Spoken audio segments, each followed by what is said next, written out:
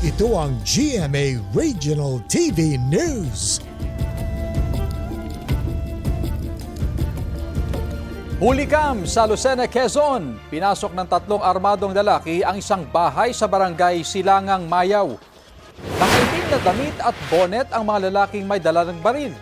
Hinulughog nila ang mga gamit at drawer. Kwento ng may-ari ng bahay, nasa itaas sila noong oras na yon nang makarinig sila ng tila may bumagsak na gamit.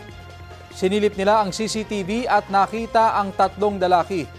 Pinatulog nila ang alarm system ng bahay kaya nagmadaling umalis ang mga lalaki. Naiwan pa nila ang bareta de cabra na ginamit para buksan ang pinto ng bahay. Nang makaalis ang mga lalaki, nakitang nakagapos ang security guard ng bahay. Patuloy pa ang investigasyon at ang pagtugis sa 3 lalaki.